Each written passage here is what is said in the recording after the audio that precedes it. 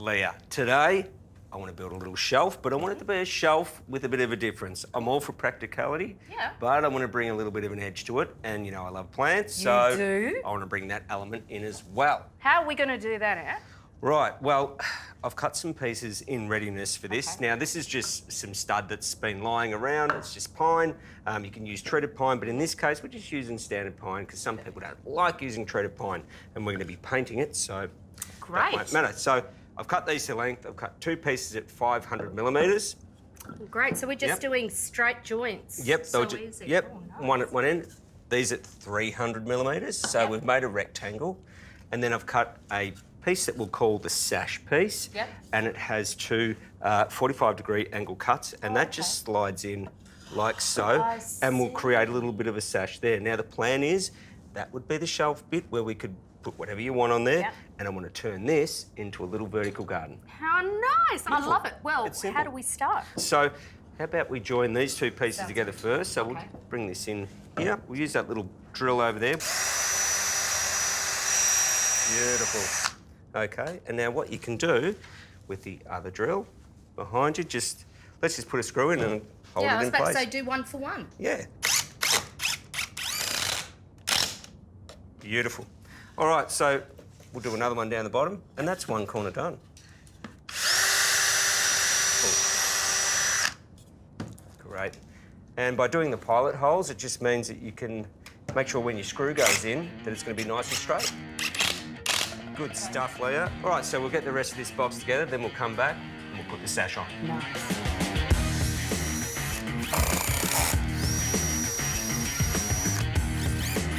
Wow, I drove that one in.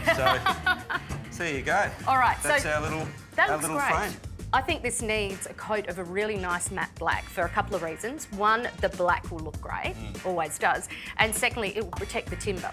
So I'm going to go do that and I'll be back soon. Beauty.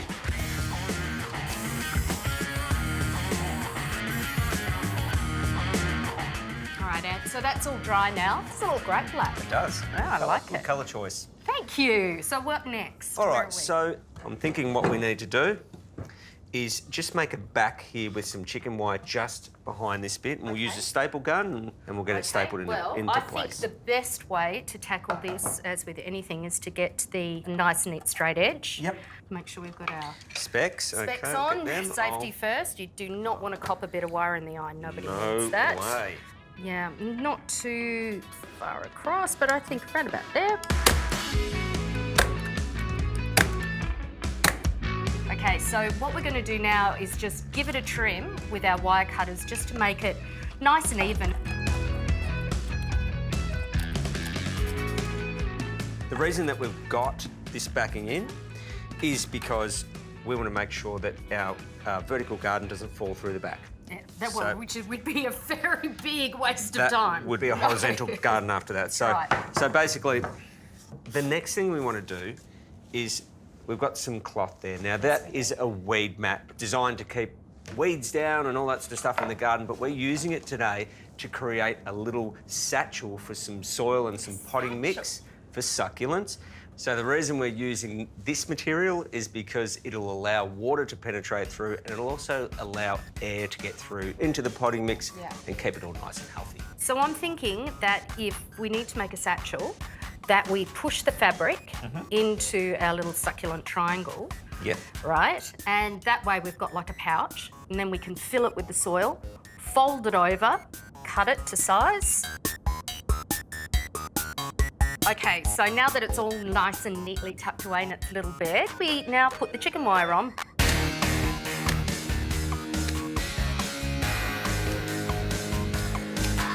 Okay, well, this is looking really good. I think we're ready to plant up. What do you reckon? We are ready. Look, I've brought some little succulents in for this job, and what I've done is I've just taken the, just to save a bit of time, I've removed some of the excess soil around here because otherwise it's too big. Oh, that's too clunky. We'd never get them in. And you can do that with succulents. So, so the key is, Leah, and there's a couple of different ways we can do this, but we should place it out so that we've got the configuration right when we're planting. So I think if you look at colours and textures and you sort of say, well, and this is really what you want to be doing at home, is making sure that you're blending those colours. And if you look at something like succulents, there's a lot of different the foliage itself has got different texture to it and different shape, and that's the other thing you want to get a good variance on. So now that we've found a configuration, what would be our next step? Okay, so I'd actually leave them where they are so we don't lose that.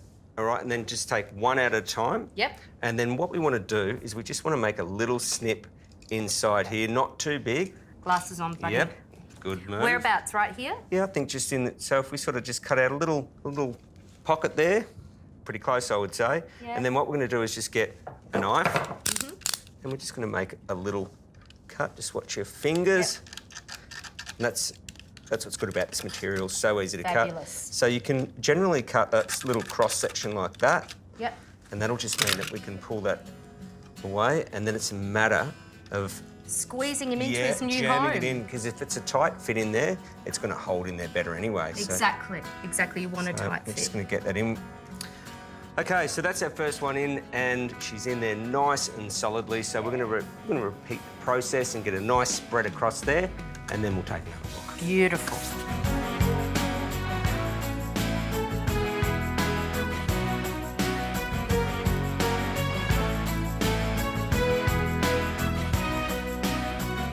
And there we have it, Leah. That is our beautiful. vertical garden shelf. How good does she look? Like, seriously, sorry, I'll just give her a little drink. Beautiful. It's really important to make sure that whenever you plant anything, and you know this, of course, they need to have a really, really good drip. And a little bit of a finishing touch. I love this. I love this because this is one of the simplest DIYs that we could do. There's a few processes, but once you get to the end, you have this small vertical garden with a practical shelf, and it just brings a whole new life into something that could be so boring, really. Absolutely. This shelf, definitely growing you.